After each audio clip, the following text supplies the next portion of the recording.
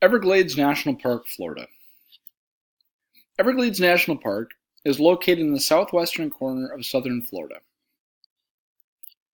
Everglades National Park, as seen in the image, is primarily a low-lying area. Everglades National Park, Florida, Part 1, Invasive Species. Authorized in 1934, Everglades National Park is a subtropical zone home to one of the most diverse populations of native species. The native species of the Everglades National Park are being threatened by invasive species, also known as non-native species. Without a solution, some native species populations could go extinct. So what is an invasive species? According to the National Oceanic and Atmospheric Administration, or NOAA, an invasive species is defined as an animal or plant from another region of the world that does not belong in their new environment. Everglades National Park has become home to various invasive species of plants and animals. The Everglades Cooperative Invasive Species Management Area lists the top 12 invasive species in Everglades National Park as the following.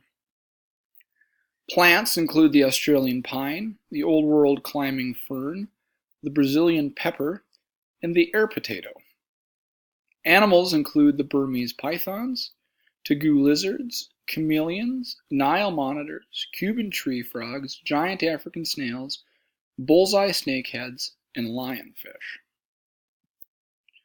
So how do invasive species affect Everglades National Park? Invasive species hurt the ecosystem of the Everglades National Park by negatively affecting the native species. Invasive species are taking over the ecosystem of the Everglades National Park and pushing the native species out. The Australian pine. Native to Australia and Southeast Asia, it was intentionally introduced in the 1800s for ditch and canal stabilization, shade, and lumber. The Australian pine shades out native vegetation, has a shallow root system that does not protect the surrounding area from erosion, and has taken over the nesting areas of sea turtles and the American crocodiles. Old World climbing fern are native to Africa, Asia, and Australia, and escaped from cultivation in the 1960s. The Old World climbing fern invades developed areas and ecologically sensitive natural areas, grows over native vegetation, reducing plant diversity, and acts as a fire ladder that will carry fire into the canopy.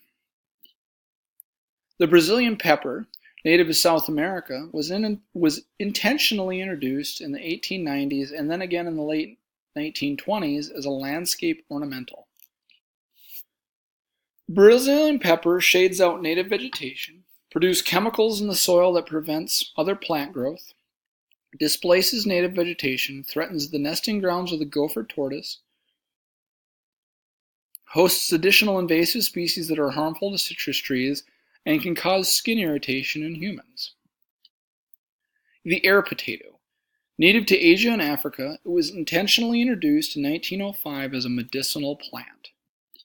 The air potato smothers and shades native vegetation, decreases wildlife habitat, and can completely engulf an area, making it unusable.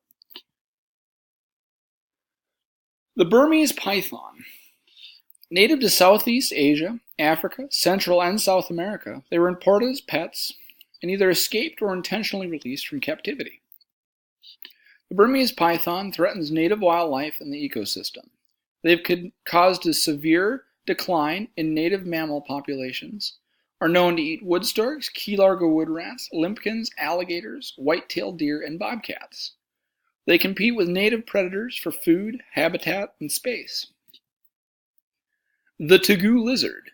Native to South America, they were imported as pets and either escaped or were intentionally released from captivity.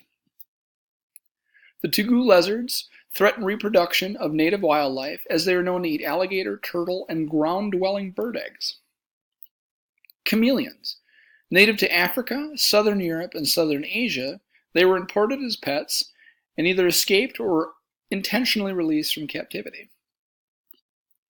Chameleons have a high reproductive rate and eat native species. They will pose as threatening as their population grows. Nile monitors. Native to Africa, they were imported as pets and either escaped or were intentionally released from captivity. Nile monitors threaten and prey on native species such as mammals, birds, reptiles, amphibians, fish, and eggs. They also pose a threat to domestic animals. Cuban tree frogs. Native to Cuba, they were inadvertently introduced through the importation of goods. The Cuban tree frogs prey on native tree frogs, threaten native species food supplies, invade homes and businesses, and have been known to invade electrical generating equipment, resulting in power outages. They can also emit a noxious skin secretion extremely irritating to the eyes and noses of humans. The giant African snail. Native to East Africa, they were initially introduced in the 1960s as a released pet and reintroduced in the early 2010s for the use of religious rituals. The giant African snail has a ferocious appetite that threatens native vegetation. They've been known to wipe out small farms overnight. They will eat stucco off of houses and paint off of cars to supplement calcium intake, can cause road hazards as their shells can puncture vehicle tires, and pose a potential public health threat as they are known to carry a parasitic rat lungworm that can cause meningitis. Bullseye snakehead. Native to tropical areas of Asia, their time and reason of introduction is unknown. Bullseye snakeheads prey on native species, threaten native species through the competition of food and habitat. The lionfish, native to the Indian and Pacific Oceans, were imported as pets and intentionally and unintentionally released from captivity. Lionfish prey on native species, compete with native species for food, and impact reef habitat by eliminating organisms that serve important ecological roles. So what's the solution? The National Park System has initiated the Invasive Plant Program and Invasive Animal Program to research the invasive species population. The state of Florida has imposed additional restrictions on the importation and possession of invasive species, such as having certain animals as pets. The National Park Service, along with the Florida Fish and Wildlife Conservation Commission, have begun hiring hunters in an attempt to eradicate invasive species such as the Burmese python. Various groups are taking efforts to implement what is known as the invasion curve. The invasion curve is depicted here. I will allow you several seconds to view the invasion curve for yourself.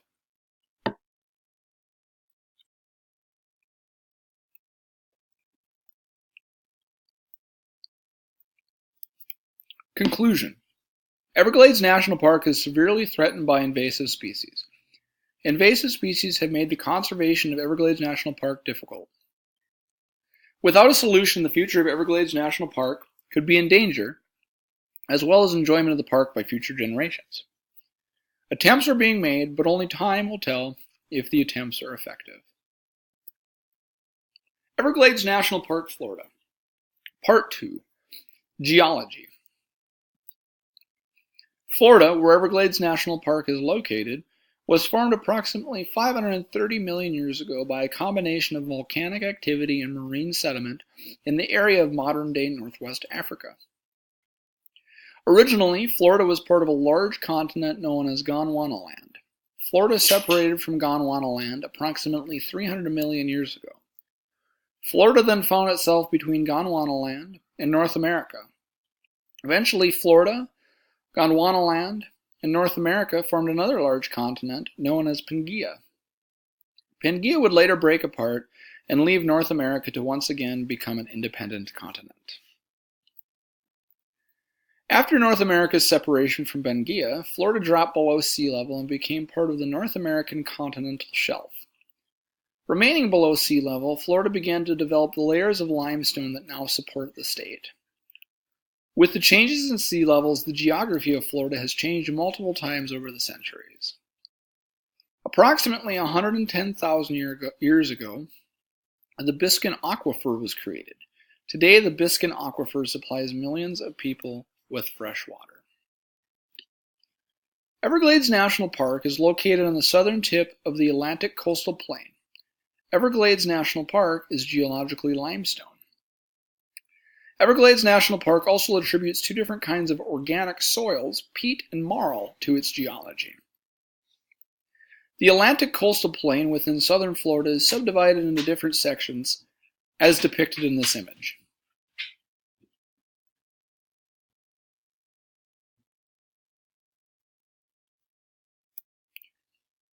Due to the low elevation of the Everglades National Park and the surrounding areas, humor has found a way into the mix, as depicted in this image.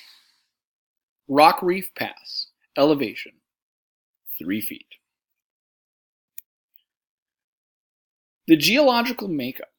Limestone is formed by small marine invertebrates such as crabs, shrimp, coral, starfish, and clams that are deposited on the seabed and exposed to sun after the water recedes.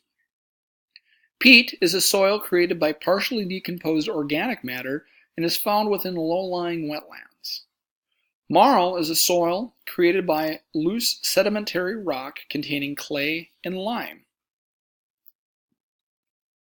Geological concerns. Although considered geologically stable, geological concerns exist within the Everglades National Park. Limestone, a carbonate rock, is inherently porous, making it susceptible to erosion. Due to the susceptibility of widespread flooding, the limestone within the Everglades National Park has been exposed.